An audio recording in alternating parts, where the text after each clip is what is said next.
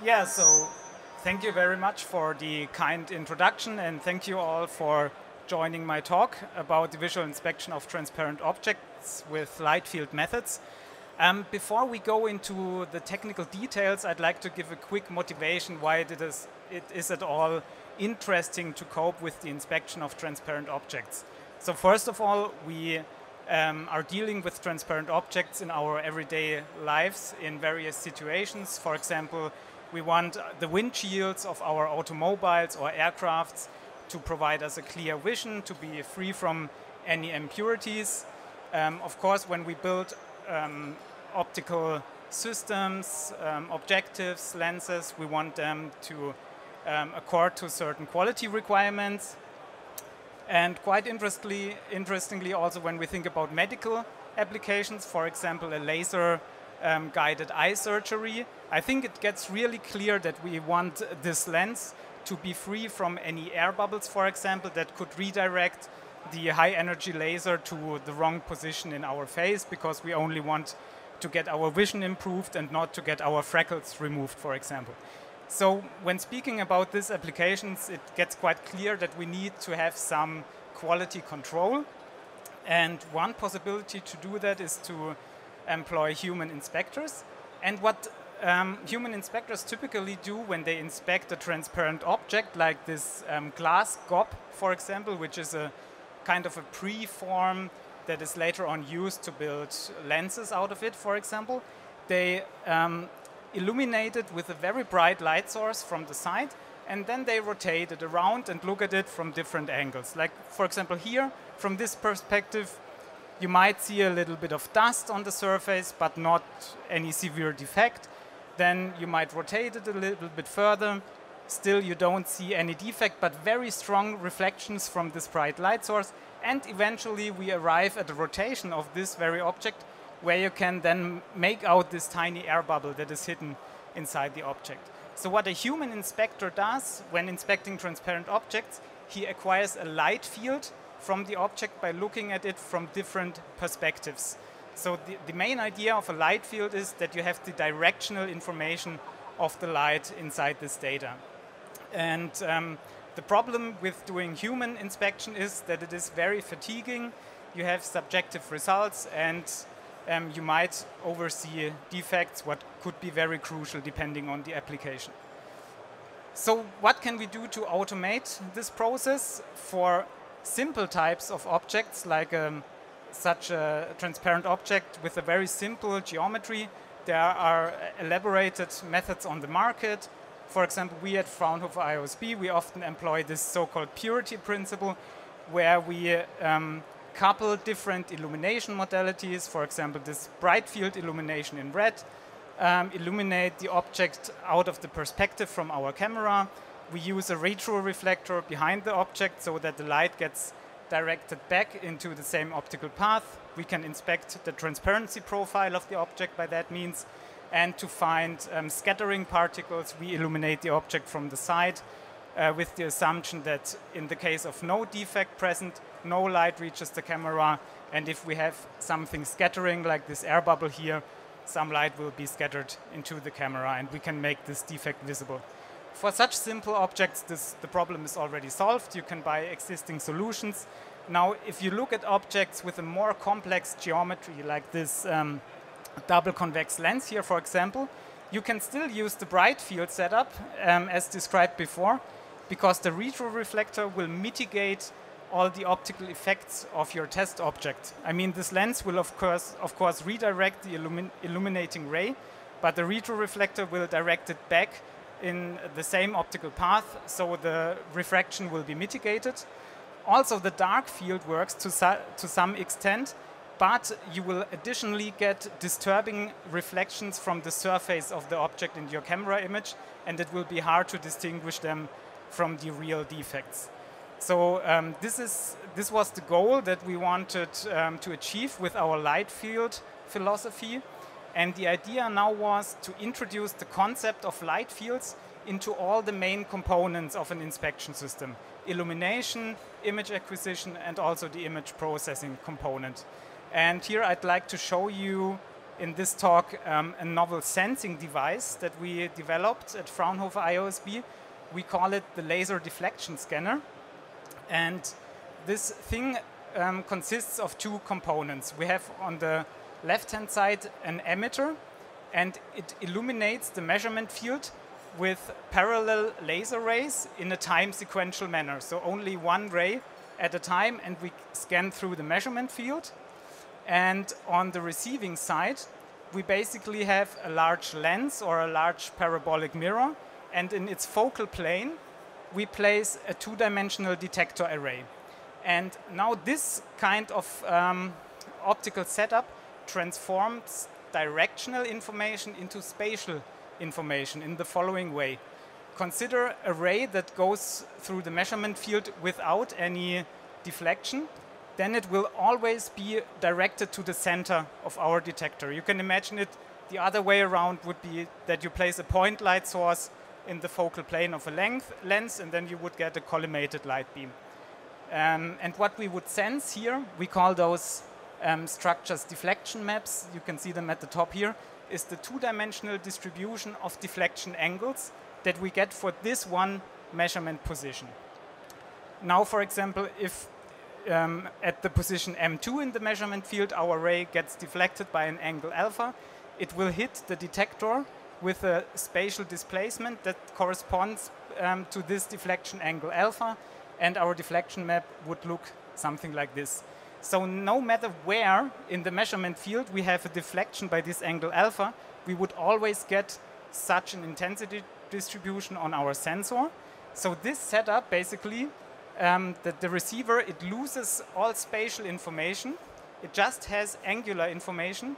But since we scan the measurement field time sequentially, we regain our spatial information. So we know for each spatial position the two-dimensional deflection distribution. So how does this help us now for our visual inspection task?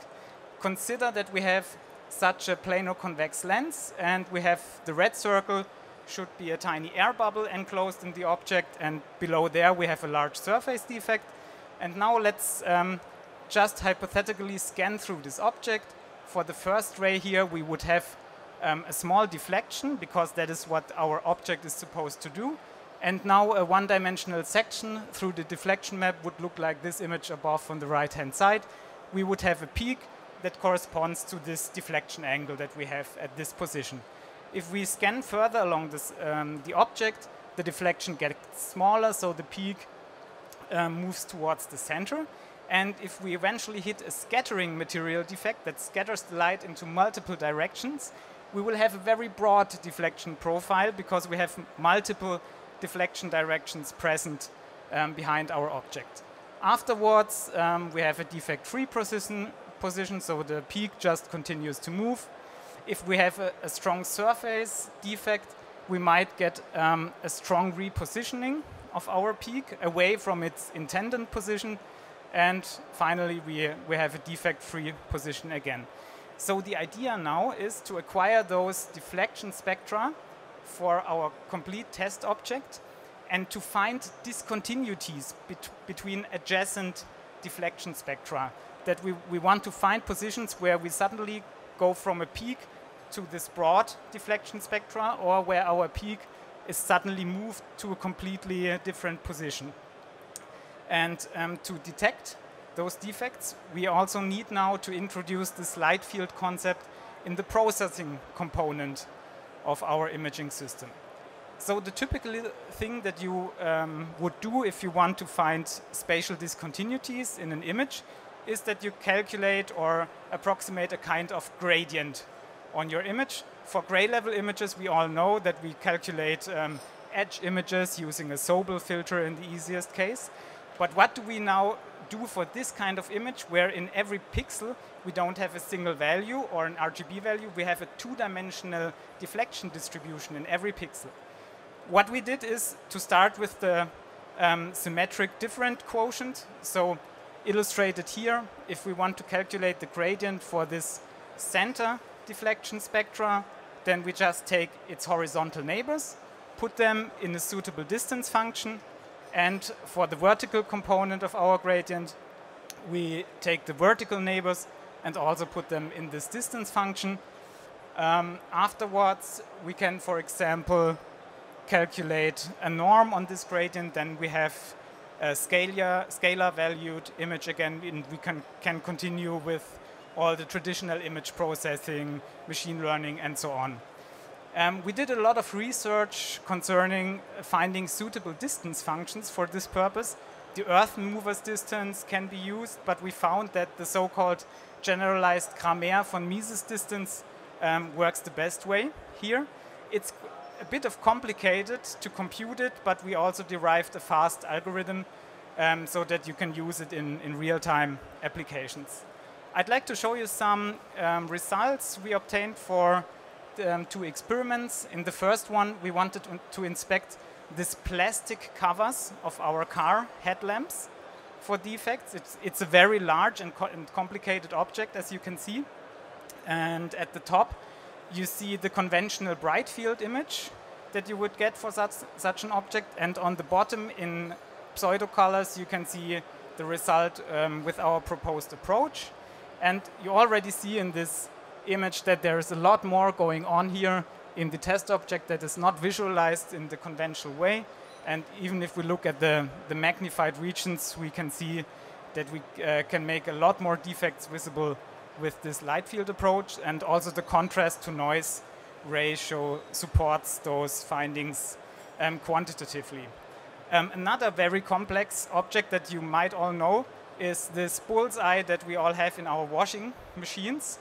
It's very complexly shaped and transparent, and here it's especially interesting to have no open surface defects towards the inside of the washing chamber, because that could damage your laundry while washing.